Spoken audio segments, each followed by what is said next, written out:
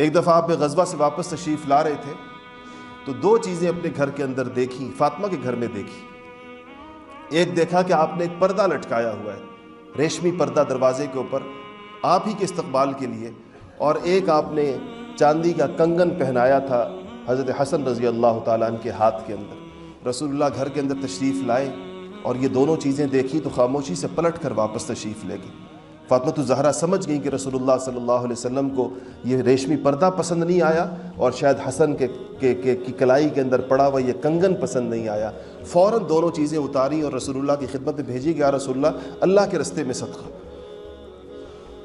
تو آپ نے فرمایا کہ فاطمہ، میں نہیں چاہتا کہ ایسی چیزیں تیرے گھر کے اندر آئیں جو روز قیامت کسی آگ کا سبب بنے، کسی بھی اعتبار سے۔ حالانکہ کیا ایک گھر کے اندر لٹکا ہوا پردہ اور سونے کا کنگن آج کی قیمت کے اعتبار سے آپ دیکھیں تو کیا چیزیں، دنیا سے دور رکھا اپنی اولاد کو اور آخرت کی چیزوں کو آپ کے سامنے رکھا کہ آخرت ان کے سامنے ایسی رہے کہ جن لوگوں کی ان کی آغوش میں جن لوگوں نے پلنا تھا، جن کی تربیت ہونی تھی، ان کے لیے ایسی ہی ماں چاہیے تھی۔ اور رسول اللہ صلی اللہ علیہ وسلم کا اپنا گھرانہ پوری دنیا کے لیے ایک نمونہ بننا تھا، تو اس کے لیے ایسے ہی اخلاق چاہیے تھے، ایسے ہی کردار چاہیے تھے۔ اللہ جل شانہ نے ان کو گویا جیسے چن لیا ہو کسی کے لیے۔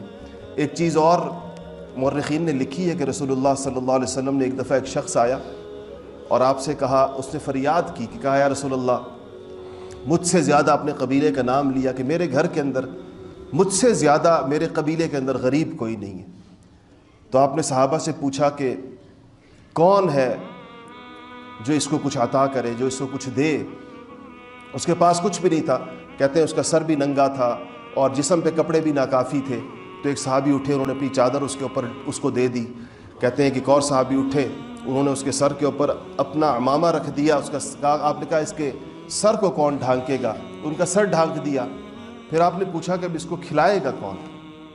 تو سلمان فارسی نے کہا، ان کا اپنا بھی کوئی گھر نہیں تھا، سلمان فارسی کا مسجد میں رہتے تھے۔ تو انہوں نے کہا کہ یا رسول اللہ، میں صحابہ کے گھروں کے اوپر لے جاتا ہوں اس کو، جس کے گھر میں کچھ کھانا ہوا وہ اس کو کھلا دیں گے۔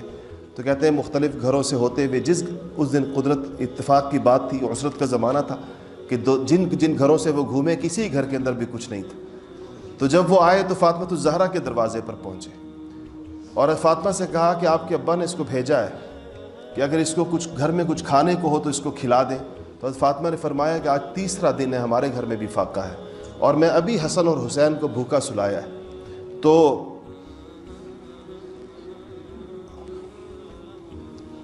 انہوں نے کہا کہ وہ جانے لگے تو آپ نے کہا کہ فاطمہ نے کہا کہ یہ میری چادر ہے، یہ لے جاؤ اور اس کو بیچ کر اس کے کھانے کا بندوبست کرو، ابا کا مہمان ہے۔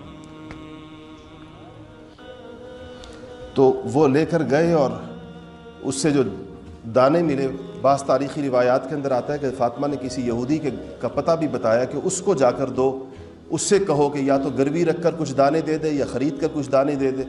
تو اس نے کچھ دانے دیے تو وہ لے کر سلمان فارسی آئے کہ چونکہ آپ کے گھر میں بھی فاقہ ہے تو کچھ اپنے گھر میں رکھ لیں، کچھ اس کو دے دیں۔ تو آپ نے فرمایا کہ ہم جب کوئی چیز اللہ کے لیے نکال دیں تو پھر اس میں سے اپنے گھر کا حصہ نہیں رکھا کرتے، اور یہ کہہ کر وہ سارا کا سارا اسی مسکین کے حوالے کیا۔